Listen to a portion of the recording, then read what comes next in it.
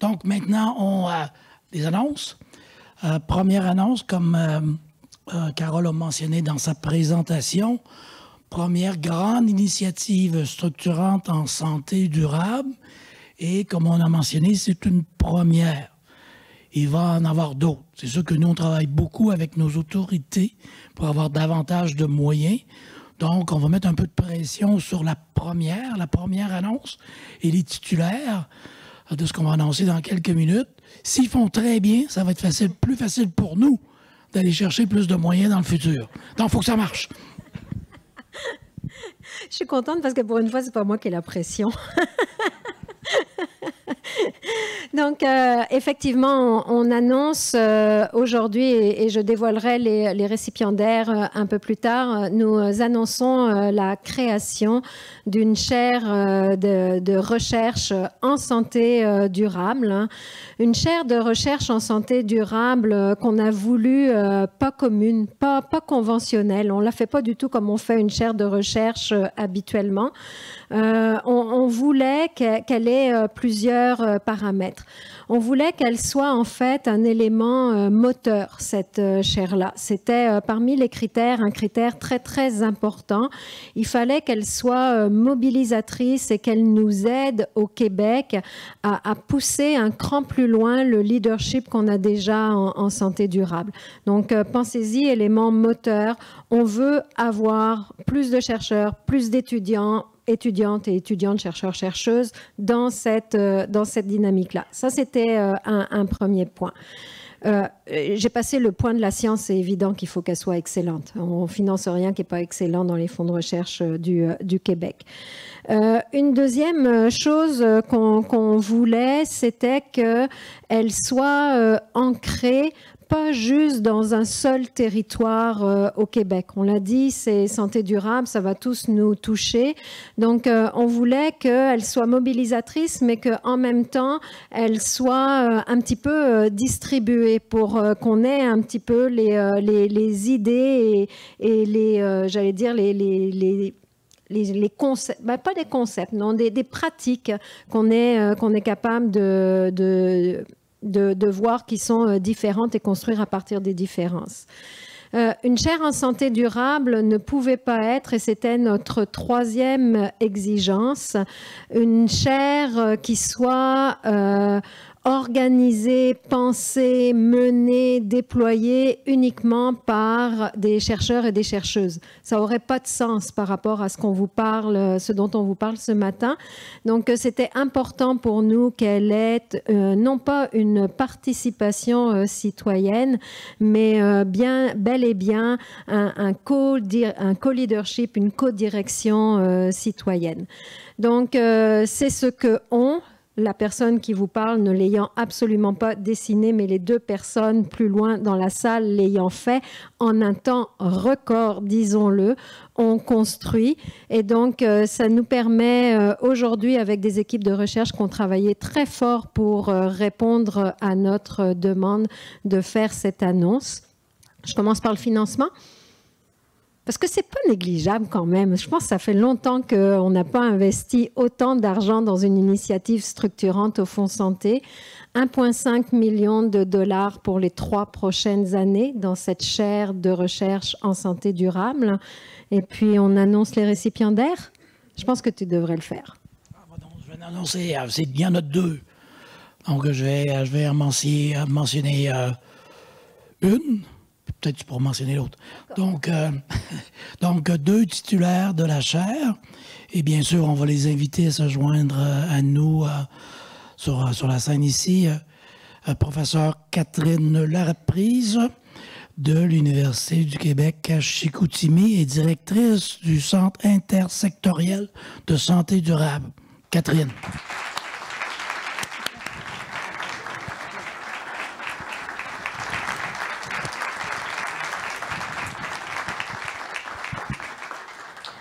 Donc, je vais annoncer l'autre co-titulaire, garçon-fille, fille-garçon, ça marche bien nos affaires.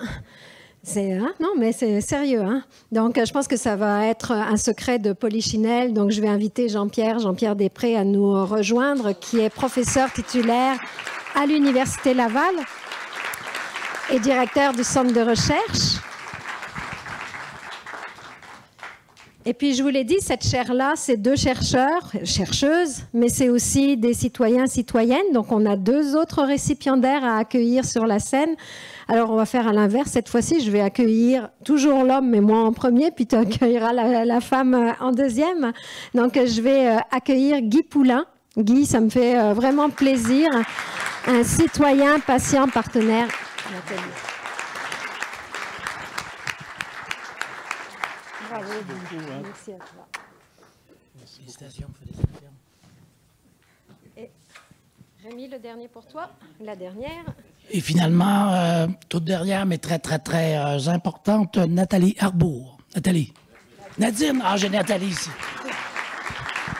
Nadine, on va te rebaptiser toute la journée. Bravo, félicitations. Félicitations. Donc, félicitations à tous ces co-titulaires, co-titulaires. Hein? Ben, ça marche bien, titulaire. Moi, j'aime bien. On n'a pas besoin de féminiser le nom. Donc, je pense que la parole va leur être donnée maintenant. Je sais que vous visez tous et toutes la pause. Soyez patients 2 minutes. Ils vont vous exposer ce qu'ils ont construit. Pourquoi est-ce qu'ils ont ce financement aujourd'hui? Nous partirons en pause. Et après ça, s'il vous plaît, disparaissez pas dans vos maisons parce que ces gens-là sont aussi appuyés, oui, par les fonds de recherche du Québec, mais ils sont appuyés par des établissements de santé, des établissements d'enseignement qui ont tenu vraiment à se déplacer pour venir souligner le travail de leurs chercheurs, chercheuses, nouveaux chercheurs, nouveaux chercheuses. Donc, ce serait vraiment très apprécié de pouvoir les écouter aussi. Sans plus tarder, Jean-Pierre, vas-y. Merci beaucoup, Carole. Aujourd'hui est un grand jour pour la démocratie en santé. Et pour marquer le coup, symboliquement, je demanderai aux 2 co-titulaires de cette première chaire en santé durable au Québec de venir vous adresser quelques mots. Je vais commencer par Guy, s'il te plaît. S'il te plaît, oui.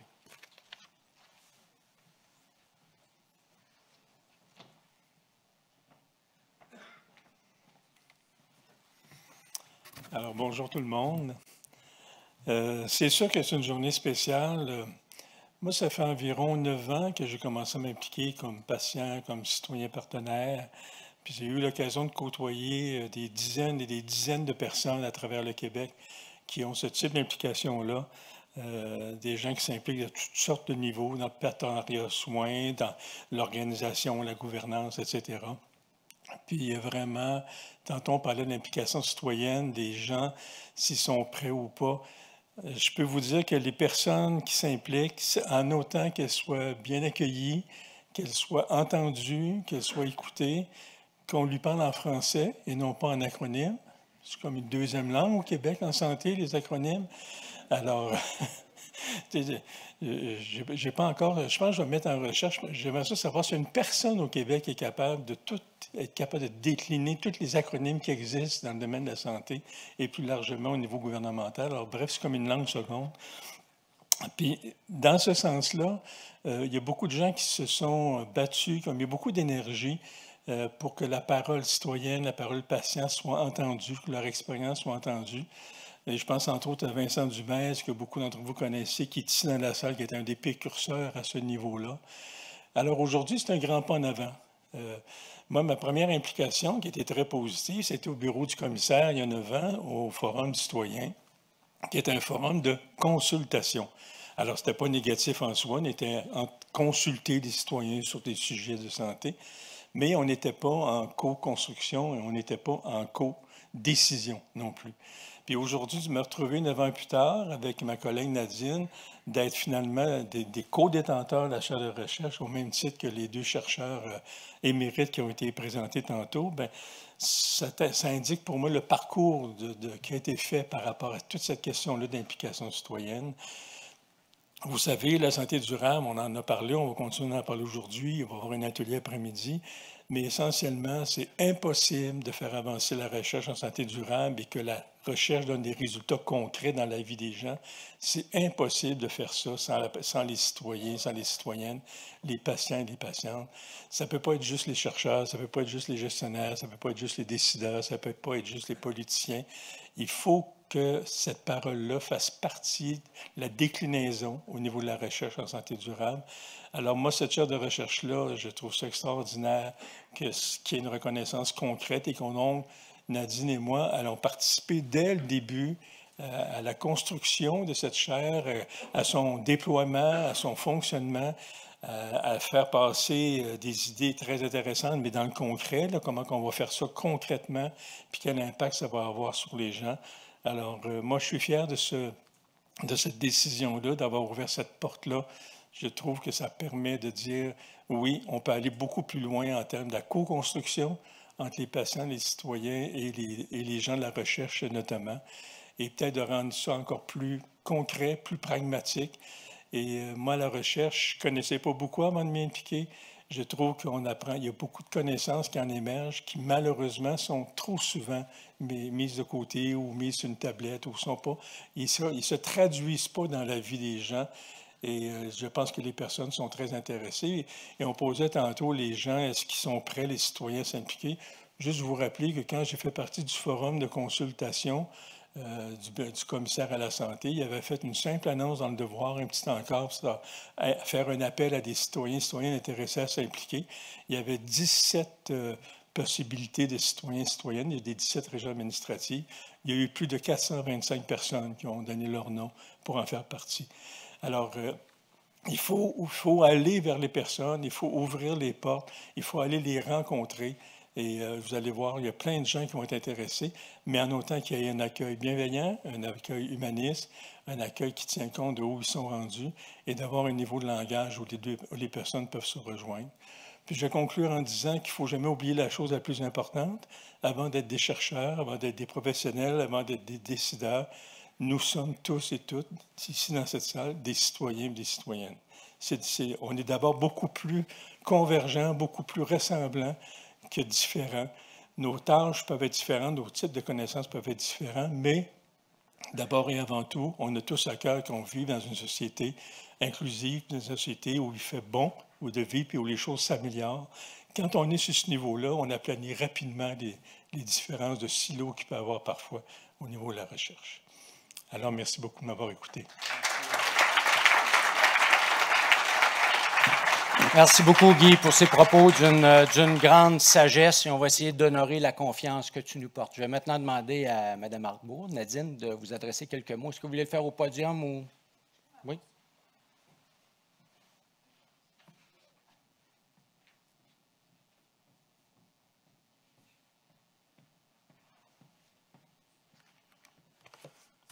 Bonjour. Donc, quoi dire après ces sages paroles? En fait, c'est de la musique à mes oreilles.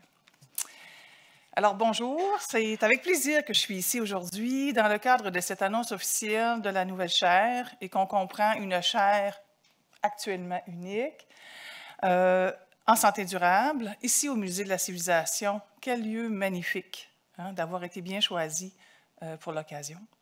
Merci à merci à Mme Jabet, M. Quirion, de cet engagement des fonds de recherche du Québec en santé et de faire aussi de la santé durable une priorité de recherche au Québec. Merci aussi à la reconnaissance de l'expertise que nous avons dans ce domaine par nos pairs, donc par les pairs qui ont évalué aussi la demande et qui l'ont accueillie favorablement. J'en profite aussi de cette tribune pour remercier évidemment Jean-Pierre, Catherine et Guy de m'accueillir dans ce beau construit et de pouvoir travailler ensemble. À ça, j'ajoute un grand merci aux personnes qui se sont déplacées aujourd'hui. Je trouve que ça témoigne justement de notre engagement à vouloir faire de la science plus ouverte, plus accessible et de mieux travailler ensemble. Je vais faire un court récit, en fait, de qui je suis pour me présenter un peu. Moi, je travaille au Cégep de Jonquière depuis 1995. Donc, j'y ai passé toute ma carrière. J'étais d'abord une enseignante, puis depuis 2007, j'assure la direction de ECOB, étude des conditions de vie et des besoins de la population du Cégep de Jonquière. ECOB est un centre collégial de transfert de technologie en pratiques sociales novatrices.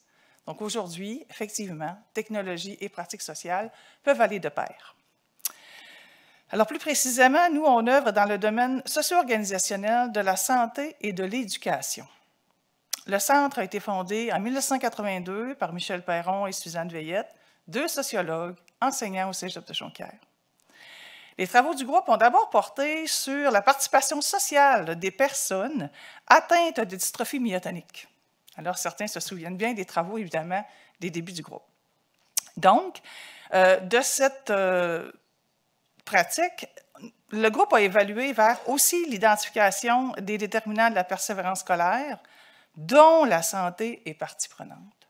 Alors, encore aujourd'hui, nous réalisons des activités de recherche et de transfert de connaissances qui contribuent notamment à la progression des connaissances sur les jeunes, ainsi qu'à la prévention de l'abandon scolaire et la prévention des maladies héréditaires. Plus personnellement, depuis une quinzaine d'années, je contribue à 2 causes qui me tiennent à cœur. D'abord, au Conseil régional en prévention de l'abandon scolaire, le CREPA, qui est un mouvement citoyen qui existe grâce à de nombreux volontaires, un organisme qu'on a dans la région depuis 1996.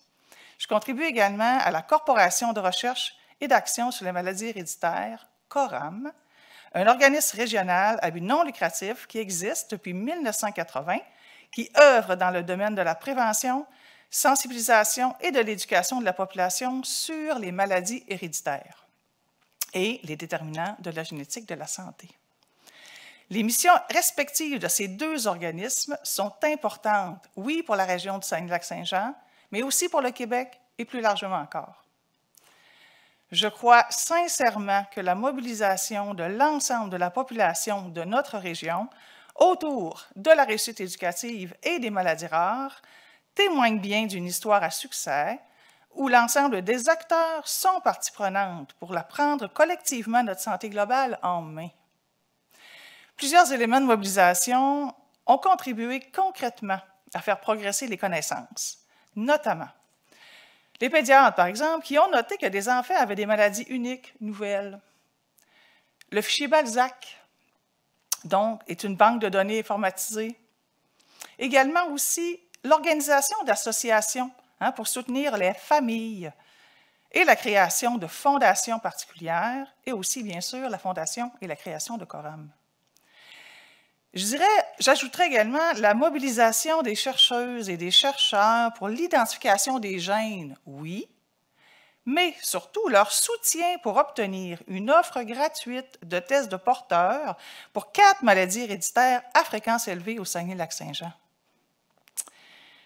dans Charlevoix et dans la Haute-Nord. Cette trajectoire autour de la problématique des maladies rares est une preuve de démonstration de la science ouverte, de la science participative avec et pour les communautés concernées. Cette concertation des acteurs assure d'abord une meilleure adhésion et un meilleur engagement de la population à poursuivre les efforts ensemble vers une meilleure prise en charge des personnes atteintes. Moi, je crois au pouvoir d'agir collectif. Je suis donc enchantée que nos établissements d'enseignement, que la Ville de Saguenay et que le CIUS soient partenaires de la nouvelle chaire de recherche en santé durable. Pour un changement de paradigme au Québec, en matière de santé durable, il faut effectivement appuyer le mouvement de mobilisation scientifique et communautaire, mettre ces personnes en lien par des moyens novateurs afin de répondre aux enjeux de santé, de bien-être que nos communautés sur toute la trajectoire de leur vie. Évidemment, avoir un souci particulier pour les personnes en situation de vulnérabilité et de préservation des ressources pour nos générations futures. Merci encore. Merci infiniment, Nadine, pour ce témoignage. Là, Carole, tu sais que tu nous as mis dans l'eau chaude un petit peu avec ta gestion du temps, n'est-ce pas, ce matin? Mais comme tu as fait une excellente présentation sur le concept de santé durable, Catherine et moi, on avait une petite introduction, ça fait que je vais faire vite. Je vais demander à Télésino, cela dit, de ceux qui connaissent Télésino, ça me dit quelque chose. Ça traduit mon âge, n'est-ce pas? Alors, est-ce qu'on peut avoir... Oh, il s'en vient, Télésino, je le vois faire, c'est magique.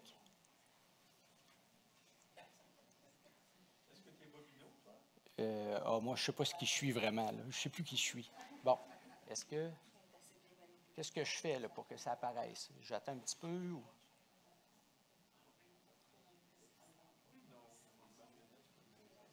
Je suis vraiment désolé. Je déteste ça quand des enjeux...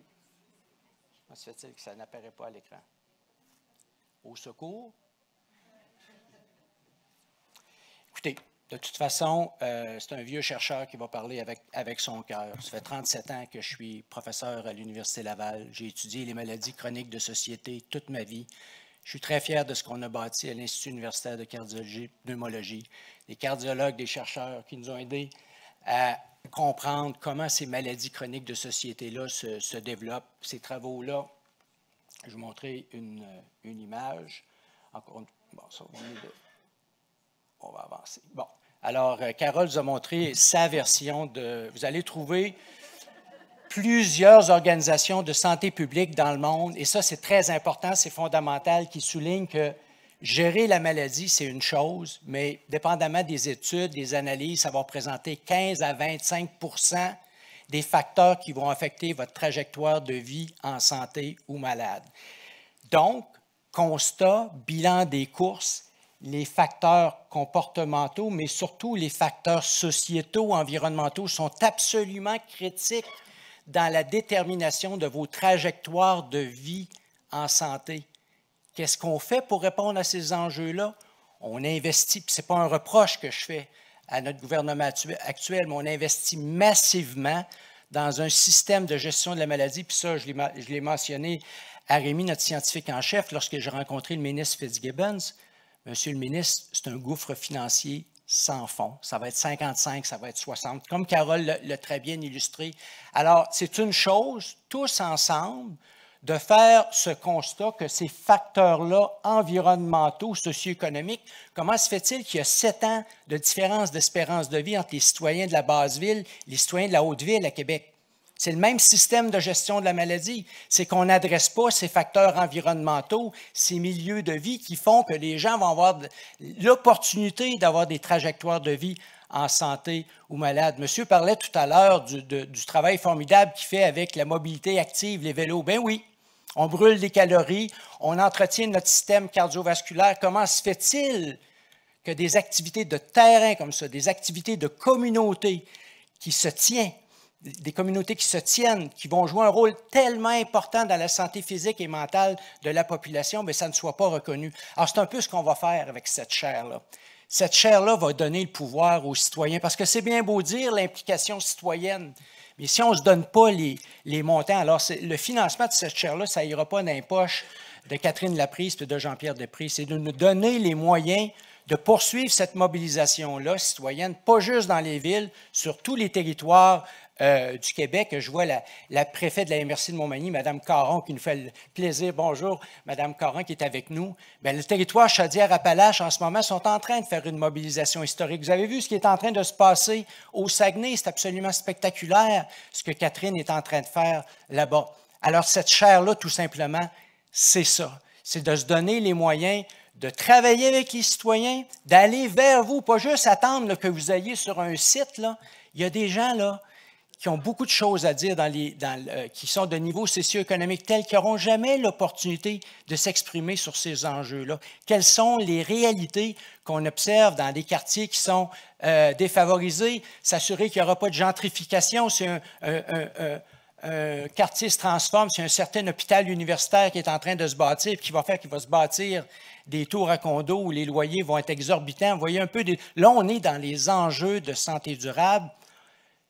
C'est un grand jour aujourd'hui pour nous, pour moi, parce que c'est un pas de plus vers la démocratisation de la santé. Vous savez, j'étais plus tôt cette semaine en réunion avec une grande organisation, parce que je siège sur leur bureau, de cardiologie américaine. Et le cardiologue qui présidait la session disait, bien, vous savez, les facteurs de risque biologiques pour les maladies cardiovasculaires, c'est une chose, mais on doit se donner des stratégies pour tenir compte, adresser les facteurs de risque sociaux, environnementaux. Je peux vous dire qu'en 40 ans de recherche, on est ailleurs, parce qu'il y a 40 ans, on ne parlait pas de ça. On parlait de cholestérol, on parlait d'hypertension, puis on culpabilisait le citoyen s'il n'y avait pas de bonnes habitudes de vie. Vous savez, on est pris dans un tourbillon de la vie qui fait qu'on devient finalement un peu les victimes de cet environnement toxique qu'on s'est constitué. Alors, ensemble, moi, ce que je réalise jusqu'à ce jour, ce qu'on fait à Vitam, puis après ça, je vais demander à Catherine de venir parler concrètement de ce qu'on va faire. Il faudra que tu avances des diapos rapidement. Je vais t'avancer ça, Catherine. Pas de stress, mais c'est ça qu'on veut faire. C'est de se donner, donc, les moyens de véritablement de vous écouter puis de faire avec vous plutôt que pour vous. Arrêtez que les décisions se prennent dans des tours d'ivoire, mais qu'on se nourrisse justement de vos préoccupations, puis qu'on construise avec vous des solutions. La santé de la population québécoise passe par la santé de ces communautés à la grandeur du Québec. Ça ne se passera pas dans les hôpitaux. Je vous remercie.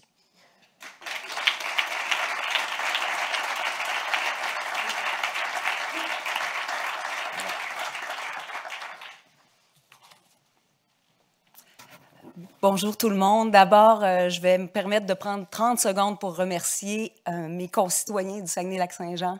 Votre présence me touche particulièrement et ça montre, ça témoigne en tout cas de votre engagement à ce nouveau construit. Puis pour moi, c'est de l'espoir dans de la nouvelle collaboration ensemble pour travailler à la santé durable de la population du Saguenay-Lac-Saint-Jean. Je remercie aussi M. Quirion, Chantal Jabet, bien entendu, et les co-titulaires qui ont la chance et le bonheur d'être avec moi pour ce changement de paradigme. Alors, je vais y aller vite, rapidement, moi aussi, parce que je veux que les gens qui sont nos invités et qui ont à prendre la parole après la pause puissent le faire. Donc, rapidement, je vous présente la... C'est comme on dirait pas la bonne place, Jean-Pierre. C'est pas grave. OK. Alors, rapidement, cette chaire est née de l'expérience de Vitam, donc le Centre en santé durable de l'Université Laval, mais surtout du CIUS, la capitale nationale, qui a été mis en place avec Jean-Pierre, et le Centre intersectoriel en santé durable, en collaboration avec le CIUS de l'UQAC, mais aussi d'autres partenaires, dont plein d'organisations communautaires, de centres communautaires, la Fondation de l'UQAC, la Fondation du Grand Défi Pierre Lavoie, avec Pierre Lavoie qui est l'ambassadeur de notre centre, et dont l'idéation a été faite en 2014 et le centre a été inauguré en 2018. Donc, cette union-là de Vitam et du 6D est née il y a déjà plusieurs années, alors que je suis allée rencontrer Jean-Pierre Després, parce que je savais que ce construit était en devenir et qu'il y avait de l'avance un peu par rapport au point de départ, par rapport à nous. Et on voulait profiter de son expérience, son expertise, mais surtout s'assurer d'une cohésion pour le concept de la santé durable, les valeurs et son construit, mais en ayant le souci de la particularité des territoires et la spécificité des citoyens sur le territoire où on se trouve, et en tête que les enjeux de santé sont spécifiques pour certains chercheurs. Moi, j'ai fait ma carrière sur la génétique, la génomique de l'asthme et de l'allergie. Alors, la santé, j'en ai une perception, mais chaque personne ici, si je vous demandais votre définition de la santé, quels sont vos critères, comment vous l'évaluez, vous auriez certainement une perception, une vision et un objectif personnel par rapport à votre vécu, votre histoire, vos valeurs et votre condition de vie. Parce que moi, vous allez voir cet après-midi, si vous restez, que mon bonhomme, il est aussi différent. Parce que pour moi, je ne peux pas enlever la strate de la génétique. Il y a quand même un 20% qui est à la génétique. On n'est pas tous égaux. Alors, on peut cibler la santé durable, mais il y en a qui partent avec 2 prises, malheureusement.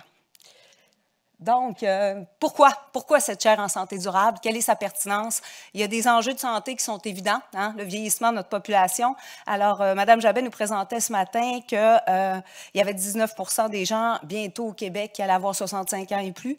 Je vous annonce qu'au Saguenay-Lac-Saint-Jean, c'est déjà presque 24%. Donc, c'est une réalité qui est différente. Alors, on a des enjeux de santé qui sont différents, mais il y a des enjeux qui sont communs et qui sont importants. Les maladies chroniques qui sont de plus en plus fréquentes et dont la pénétrance est de plus en plus jeune, les problèmes de santé mentale qui ont été exacerbés Ça me fait toujours drôle de dire problème de santé mentale. C'est santé, pourquoi c'est un problème? Bon, en tout cas, mais c'est pas moi qui ai décidé de l'appellation. Alors, les problèmes de santé mentale qui sont de plus en plus importants dans nos populations, qui ont été exacerbés par la pandémie, les problèmes liés à la condition climatique, dont l'éco-anxiété, qui est une nouvelle réalité dont on entend de plus en plus parler. Bref, on a des enjeux collectifs qui sont de plus en plus importants, de plus en plus fréquents et qui représentent, comme on l'a dit déjà, des coûts de santé importants. Donc, on voyait la pertinence de mettre en place une chaire, un centre en santé durable où on abordait la santé plus dans sa vision holistique avec l'intersectorialité, avec les approches, les méthodologies des différentes disciplines pour aborder les questions de santé avec plusieurs lorgnettes de différentes façons, dans un esprit de complémentarité et aussi en accordant l'importance à tous ces facteurs qui avaient été élagués de façon historique, où on voyait la santé un peu comme une mécanique automobile. Hein? Une pièce est défectueuse, on la remplace, on donne une tape dans le dos, puis on repart. Maintenant, on a à cœur et on est conscient que la santé, c'est plus que ça. J'ai terminé, et puis j'ai moi aussi une seule slide, mais je vais quand même terminer en disant que la pertinence de cette chaire, c'est qu'on vise donc un esprit sain dans un corps sain, dans des milieux sains et dans un environnement sain. Mais pour ça, on sait qu'on n'y arrivera pas tout seul, comme chercheurs, dans notre tour d'ivoire, ce qui ne veut pas dire qu'on ne continue pas notre recherche fondamentale dans notre tour d'ivoire, qui est très importante si on veut avancer puis avoir des réels transferts de connaissances, mais on reconnaît l'importance de le faire en maillage avec toute la société et toutes les communautés, en ayant un souci pour les personnes en situation de vulnérabilité et pour la préservation des ressources pour les générations futures. Puis on sait que pour faire ça, on ne voyait pas comment on pouvait le faire sans avoir des citoyens partenaires, parce que le citoyen partenaire ou le patient partenaire, ça fait peur à certains chercheurs, et certains chercheurs vont l'inclure pour cocher la case, mais nous, on a la conviction que ça doit être plus que ça doit être spécifique aux différents construits, ça doit s'adapter à la situation. Oui, ça prend du temps, je peux vous dire que travailler en intersectorialité, ça prend déjà pas mal de temps. Il faut s'adapter pour un vocabulaire, mais une fois qu'on y a mis le temps, on voit à quel point c'est pertinent, ça nous permet d'avancer mieux, plus rapidement, de façon plus efficace, avec une meilleure sensibilisation, éducation, adhésion. Et comme ça, on a des construits qui sont pertinents, positifs et qui nous permettent d'avancer collectivement.